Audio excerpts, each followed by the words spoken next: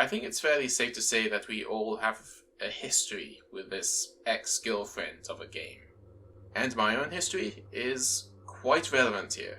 I started in Season 2 when I was about 17, and I started to really learn the game in Season 3. I then had an existential crisis which I now consider to be related to the desire to express myself. League of Legends was that outlet. I was a lore guy back then, and I really liked the story of Xath, who I wish I had played more of before they gave him ping pong balls. More specifically, it was the story of Tabia that really stood out to me. I wanted to write that, so I started writing Pebbles Along the Path. I originally decided that I was going to write 1,000 words per week and turn that into a chapter, but over the course of my last year in school, I managed to rack up about 90,000 words, which is 20,000 more than the recommended novel limit. Then came Ascension and the Great Retcon. They wiped out everything I had worked on, and I've been struggling to find my next creative outlet ever since. So, what do I think about Arcane?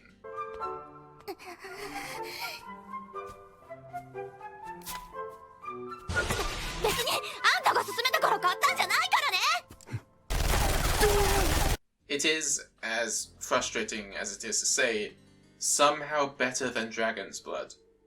Seriously, Valve's writing department is fucking awesome.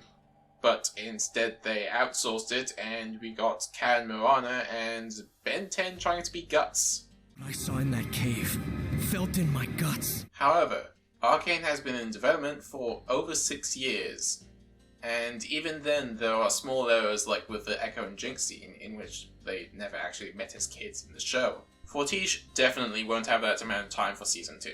I'm also a writer, so all this Sakuga doesn't really resonate with me as much as it would an animator. There's also the matter of sheer capital. No TV animation can compete with this style because no one can afford a K-pop band and a sports arena. So, as much as scriptwriting is technically easier than writing a novel, I think it'd be way more practical to look at the more regular content that Riot releases, such as Garen First Shield. First Shield has a lot of good action, but I have two things against it. First of all, it's not really a Garen novel. The novella was written by Anthony Reynolds, one of the writers that Riot poached from the Black Library, otherwise known as the Warhammer franchise. Do you know what Anthony Reynolds wrote for Warhammer? When it first arrived from Amazon, I didn't know what it was. Blood for the Blood God! Who dies first? You'll see. The enemy! Finally! He wrote Khan the Betrayer.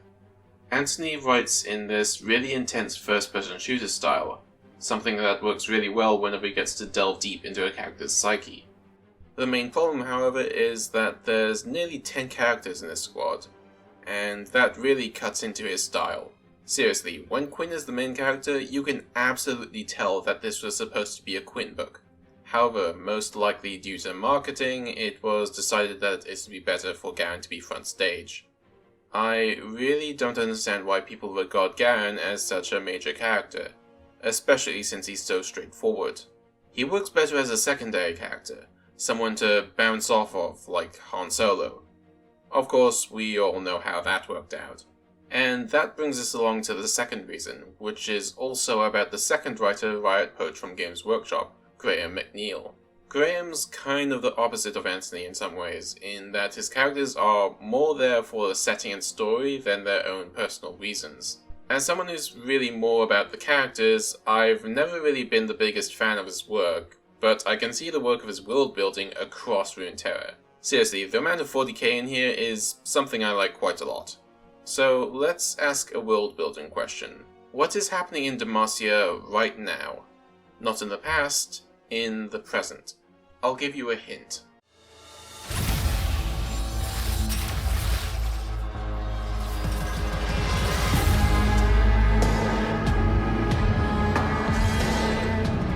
The Mage Rebellion is a very big threat to Demacia, not only because it's a rebellion, but, as exposed in the Lux comic, because Petricide absorbs magic, which means that castles are atomic bombs.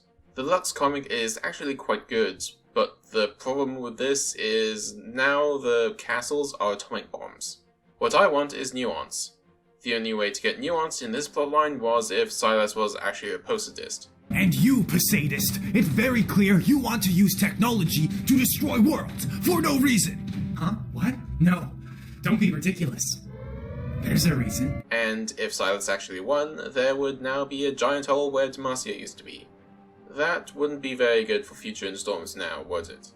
So, why are the mages really rebelling against Demacia? Obviously because they were being oppressed, but why were they even being oppressed in the first place? We have no idea, and that's what has to be tackled as far as I'm concerned. Tying this back into First Shield then, what First Shield really lacks is any kind of stake, to be honest. Because who really cares about this shitty mountain village that Noxus just so happens to be interested in? A core goal for Garen should be that of his sister, but because the Lux comic tied that plotline up, there isn't an impetus to actually explore the question further other than she's my sister. On a far more practical note, there is definitely an Eisenhorn or Ravener series that is just waiting to be written here. Of course, with a massive world to write about, that would have to go on the back burner. Every other region is also waiting their turn to be blessed with more content, so years pass by before anything more happens, and that's pretty normal for League stories. These things just kind of exist in perpetual tension, before suddenly changing once they get an event, rework, or champion who fits the bill just right, if you're lucky. Arcane doesn't escape this either, in that it's very much a prequel story and doesn't take place in League's present. None of the champions will die because we can't have champions die. Riot tried that in Bilgewater and people didn't really like that. However, just because things are in tension doesn't mean that we can't escalate said tension. We don't, for example, always need to have champions as the main characters. Champions have set goals and direction, and can sometimes be hard or boring to write a story for them because of that. However, because you don't need to be a superhero to be important in Runeterra, you can always make smaller stories about the people who have to deal with those goals and directions. So how could we write a story that tries to do this?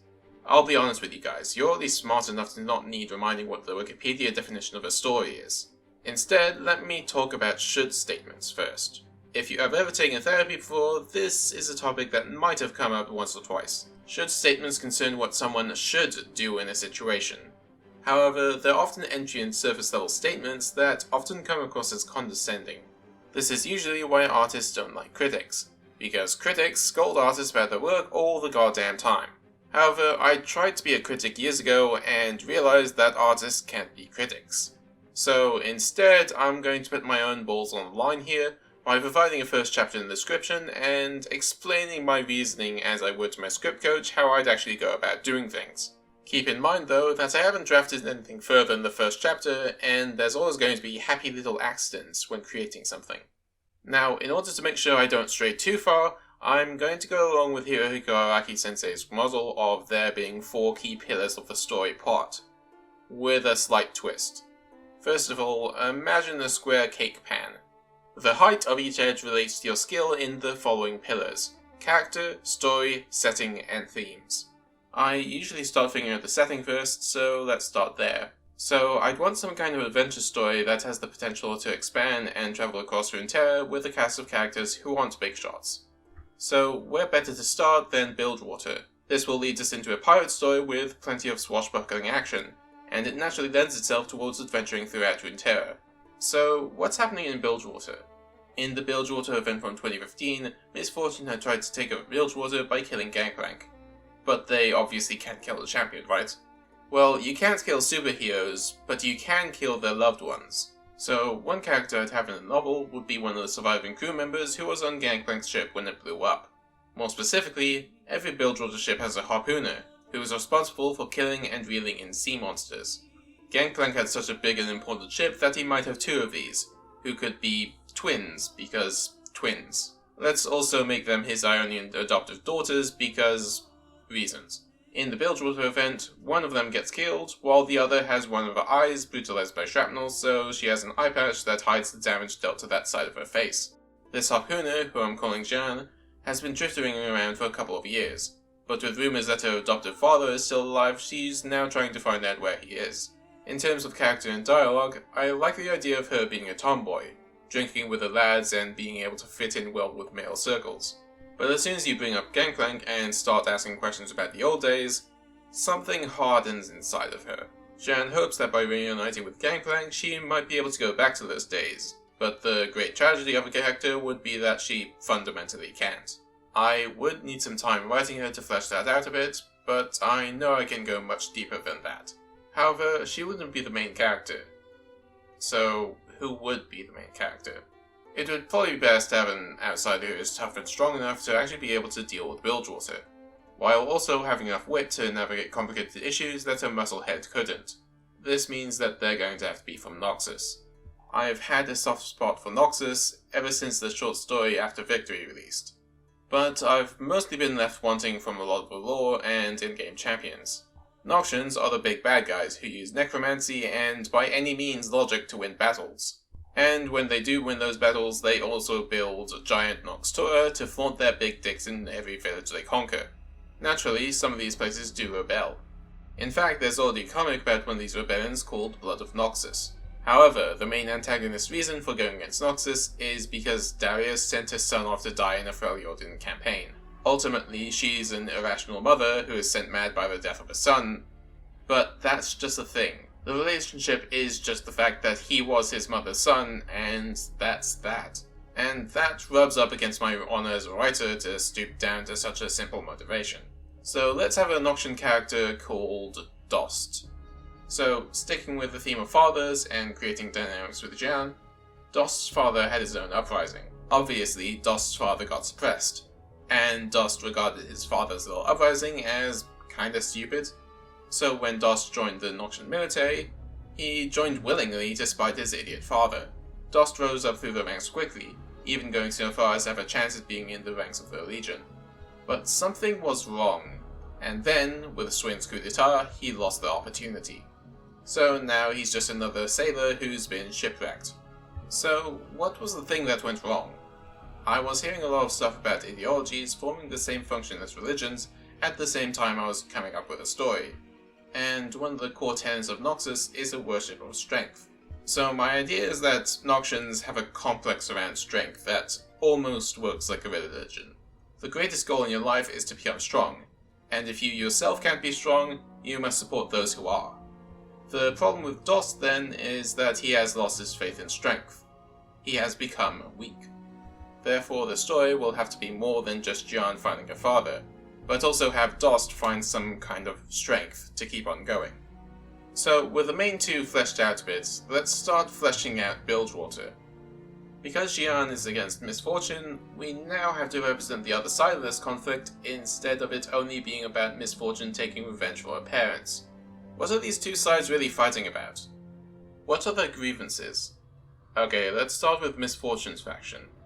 It would be pretty easy to argue that there's a class dynamic here, with workers, quote-unquote, rebelling against the greedy and evil bastards who were oppressing them. So, now that Misfortune actually has taken control of Bilgewater, what's she going to do with it? We know from Ruin's King that she doesn't really want anything more than to kill Gangplank.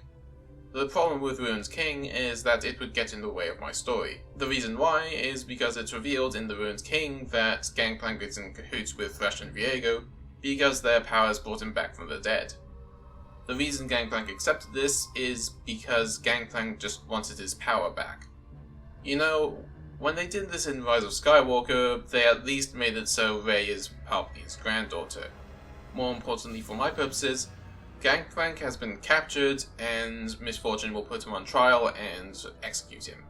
Okay, well, now what? Does Bilgewater become a paradise now that all the evil pirates have been dealt with? Yeah, that sounds kinda boring, to be honest. So, now that Misfortune has killed Gangplank and is now finishing off the last of his old minions, what else is there for her to do? Meanwhile, Alawi and Nakagaboros are actually making the Black Mist a non-factor. But this leads us to the next question. Are Alawi's people, the Buru, the only ethnic minority in the Bilgewater Isles? Because if they were the only ones, then that would be pretty boring, right? So let's take the Sea Hunter skin Aatrox has and say that it's another Vestayan ethnic group that also exists in the Isles with their own gods, customs, and ways of dealing with the Black Mist. Now, could Misfortune pass her crown on to Illaoi? That would make a moderate amount of sense, right?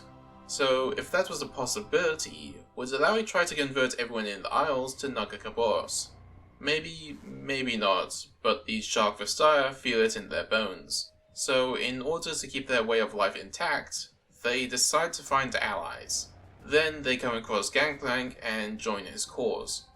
And if there are more tribes out there than just the Shark Vestaya, then they too have to tackle this existential question of whether to side with the old tyrant who let them do their own thing, or the new tyrant who won't. This is what I'd use to flesh out Bilgewater. As for the actual story, I was planning on having Dos and Jian face off against Misfortune's goons alongside drowned lieutenants, who can summon a single tentacle of Nagakaboros to snap a ship in two. But turns out Dost wasn't just saved by chance. He was saved by a god, the Banshee. Why is it called the Banshee? Because the only thing in-game that can actually stop a tentacle slap proper is a spell shield. And which item grants a spell shield? Banshee's Veil. Basically, think Mommy Cos. This also fits nicely into the idea of there being more gods out there in Bilgewater than just Nagakaboros. After several adventures exploring the conflict in Bilgewater, Dos and Jian will be fighting alongside one of the Shark Vestaya who goes one step too far, and they are taken to Gangplank's secret lair to be punished. I don't blame people for thinking Gangplank's a cowardly bastard, with how his gameplay usually rolls out. But when the event took place, he went from magnificent bastard to revenge-fueled bastard. I am not a fan. In fact, that's what I'm going to use as another plot point for Jian. This is not who her adoptive father is. It can't be him. Something's changed about him. So, a sequel novel would be about her trying to find her real father and family, which would be somewhere in Ionia. Meanwhile, Dos creates a completely new idea to support Jian, which is of the strong protecting the weak. It might not sound all that important, but considering where Noxus has come from ideologically, the idea is quite heretical and might get him into some trouble at some point. And that's the end of my thought process. There are probably a lot of smaller things I could talk about, but I'd rather leave that to whenever I actually sit down and write it proper. However, I doubt I'd ever actually write it. Look, I'd be pitching this to one of the biggest video games out there with a very limited portfolio. Don't blame me if I try and curb my enthusiasm. My one request, however, is for anyone who found this interesting to at least read the first chapter that I put in the description. While I think I might like to continue doing videos like this, League of Legends really is my ex-girlfriend. So, while I do have a lot of thoughts about what I'd do to her if I ever got the chance, I feel like it'd be better for my mental health if I didn't keep crawling back to the bitch who helped ruin it.